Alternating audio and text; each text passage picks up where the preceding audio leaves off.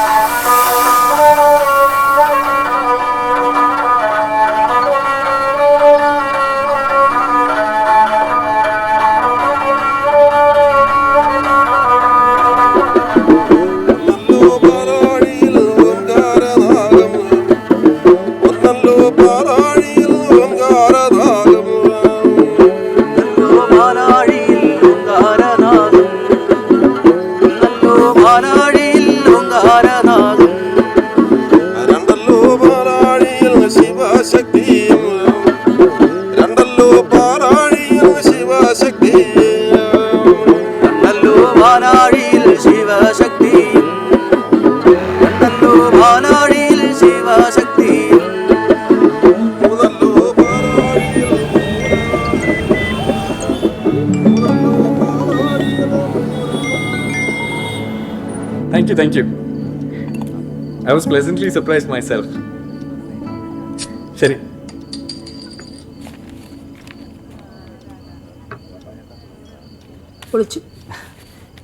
ഇതുകൊണ്ട് മാത്രമല്ല, ഞാൻ വേറെ കുറേ വർക്ക് ചെയ്തിട്ടുണ്ട് കേട്ടോ. ഇതിൽ ഏറ്റവും ഗുണമുണ്ടായത് ഇയാൾക്കാട്ടോ. 25 ലക്ഷം ഫോളോവേഴ്സ് ചുരുങ്ങിയ സമയത്തുള്ളിൽ ഉണ്ടാക്കിയില്ലേ?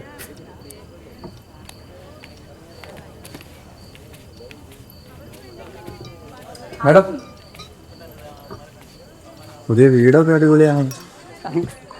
മാഡം, ഞങ്ങളെന്നാ ഇറങ്ങോ?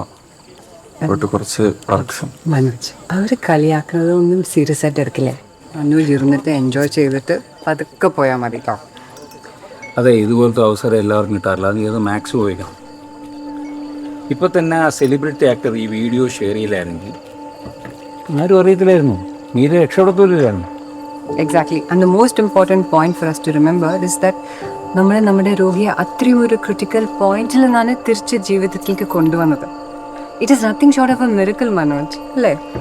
ആൻഡ് എല്ലാവരുടെ എഫർട്ടും ഉണ്ട്. അപ്പോൾ ഇങ്ങനെയൊക്കെ സംഭവിക്കുമ്പോൾ നമുക്ക് എന്തെങ്കിലും ഗുണം കിട്ടിയാൽ അത് നല്ലതല്ലേ? ഉലകം അങ്ങനെയാണ്. Make hey while the sun shines. Consider this the perks of our jobs. നമ്മുടെ പോലത്തെ രാജ്യങ്ങളിൽ എല്ലാ ഫാർമ കമ്പനികളും ഡ്രഗ് സെയിൽസിന് ഇതുള്ള കമ്മീഷൻ കൊടുക്കാറുണ്ട്.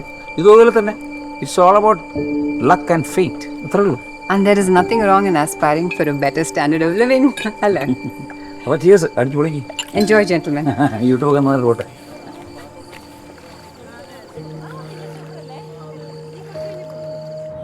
ഏകദേശം 4 ആഴ്ച മുന്നേ നമ്മുടെ സമൂഹം മുഴുവനും ആഘോഷിച്ച massive online funding campaign #save Meera ചേച്ചി വഴി മീരയുടെ ജീവൻ രക്ഷിക്കാൻ കഴിഞ്ഞു. അവരിപ്പോൾ കംപ്ലീറ്റ്ലി റിക്കവറായി ഹോസ്പിറ്റലിൽ വിടാൻ നിൽക്കുകയാണല്ലോ. ഒരു ചാരിറ്റി സോഷ്യൽ മീഡിയ ആക്ടിവിസ്റ്റ് എന്ന നിലയിൽ നിങ്ങൾക്ക് എന്താണ് മനോജ് പറയാനുള്ളത്?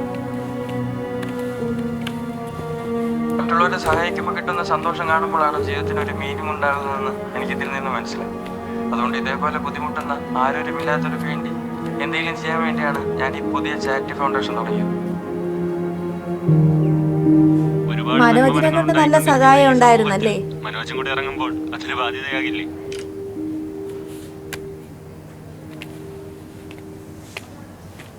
എങ്കിൽ പിന്നെ ഞാൻ അങ്ങ് പോട്ടാ. മീരെ, നീ നിന്റെ ശരീരം നല്ലപോലെ ശ്രദ്ധിക്കണേ. എന്തെങ്കിലും ആവശ്യം ഉണ്ടെങ്കിൽ എന്നെ വിളിച്ചാൽ മതി കേട്ടാ, ഞാൻ വരാം. വിളിക്കോ? പോട്ടാ.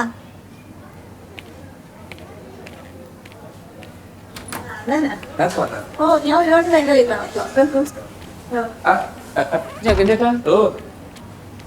നമ്പർ നീ ഉടനെ തന്നെ കയറാൻ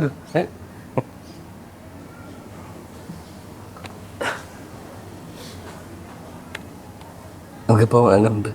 ഇപ്പൊ കുഴപ്പമില്ലട്ടാ. നിങ്ങൾ പിന്നെ തുരുത്തിലേക്ക് പോയിരുന്നോ?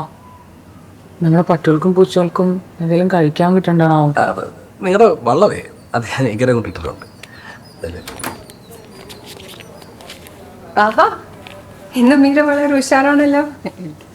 ഡോക്ടറെ, ഇപ്പൊ ഇവർക്ക് എല്ലാം സുഖമായല്ലോ. ഞങ്ങൾ വീട്ടിലോട്ട് പോട്ടെ. ഞങ്ങളെ തുറത്തി ചെന്നാ എല്ലാം ശരിയാവും. മീര, റാണിയുടെ ശല്യം ഇപ്പോഴും ഉണ്ട്. സർക്കാർ ഉത്തരവാണ്. തുരുത്തിലോട്ടാരും കയറ്റുന്നില്ല. വീട്, കാവ്, നാഗദൈവങ്ങൾ എല്ലാം അവിടെയുണ്ട്. നമുക്ക് പോകണം മോളെ. വിഷമിക്കില്ല അമ്മ, നമുക്ക് എന്തെങ്കിലും ചെയ്യാം. മീര തിരിച്ച് തുരുത്തിലേക്ക് പോകുന്നത് മീരയുടെ ബോഡിക്കും ജീവനും റിസ്ക്കാണ്. ഇതിനെക്കാട്ടിലും ഞാൻ പറയാനൊന്നും പോകുന്നില്ല. പിന്നെ വീണ്ടും ഒരു തവണ ഇങ്ങനെ ആയാൽ പിന്നെ ആർക്കും ഗ്യാരണ്ടി ചെയ്യാൻ തരാൻ പറ്റില്ല.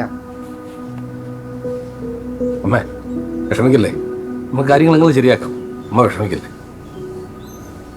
നാട്ടിലിപ്പോൾ തുരുത്തിനെ കുറിച്ചാണ് ചർച്ച. കാവിൽ പൂജ നടന്നില്ലെങ്കിൽ നാട്ടുകാർക്കാണ് ദോഷമെന്നാണ് എല്ലാവരും പറയുന്നത്.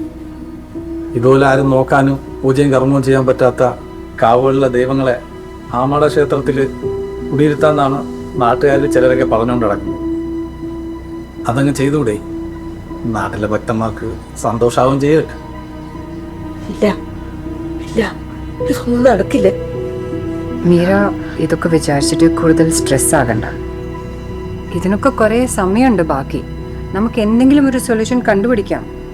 അതുവരെ മീരയുടെ റിക്കവറിയിൽ മാത്രം ശ്രദ്ധിച്ചാൽ മതി.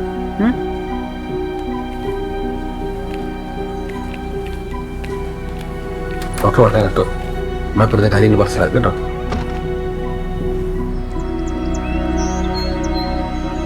ആ പ്രാണി പ്രശ്നത്തിന്റെ പേരിൽ ആ തുരുത്താരും വാങ്ങിയില്ലെങ്കിൽ ഞാൻ തന്നെ എൻ്റെ കമ്പനിക്ക് വേണ്ടി വാങ്ങാൻ എന്തെങ്കിലും ചെയ്യാൻ പറ്റുമെന്ന് നോക്കാം.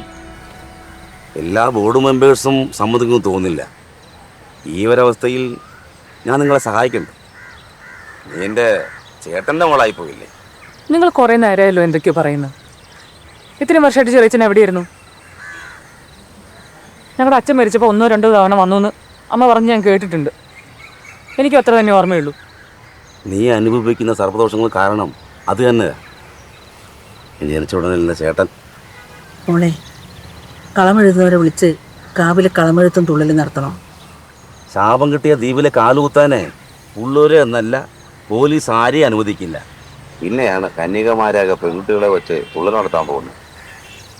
മോളെ, 41 ദിവസത്തെ വ്രതം ചെയ്യണം. ഇപ്പം തന്നെ കുറേ ദിവസത്തെ വ്രതം ആയല്ലോ. അത് നീ തന്നെ ചെയ്താൽ മതി. കന്യകമാരൊന്നും വേണ്ട. നാഗങ്ങൾ ജീവിച്ചിരിക്കുന്ന നമുക്ക് കാണാൻ പറ്റുന്ന ദൈവങ്ങളാണ്. അവരോട് കളിക്കരുത്. പിന്നെ കുറേ പുരോഗമന ചിന്തകളുടെയും അസംബന്ധങ്ങളുടെയും പേരിൽ എൻ്റെ ചേട്ടൻ അവിടെ വന്ന് കല്യാണം കഴിച്ചു. അരയാളുടെ വിധി. പണ്ട് മുതലേ ഇവൾക്കായിരുന്നല്ലോ. ഞാനൊന്നും പറയുന്നില്ല. ഒന്നും അറിയാത്ത പ്രായത്തിൽ എൻ്റെ കുഞ്ഞിനെ ഏതോ ഒരു മാസ്റ്റർ ഉപദ്രവിച്ചതിന് ഇവളെന്ത് പഴിച്ചു? തീയില്ലാതെ പുകയുണ്ടാവില്ലെന്ന് എല്ലാവർക്കും അറിയാം.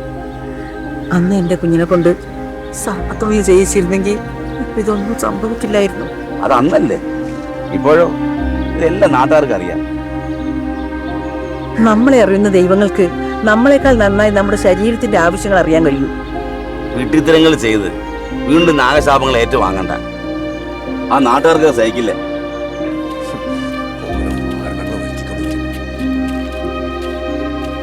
നമുക്കത് ചെയ്യണം മോളെ.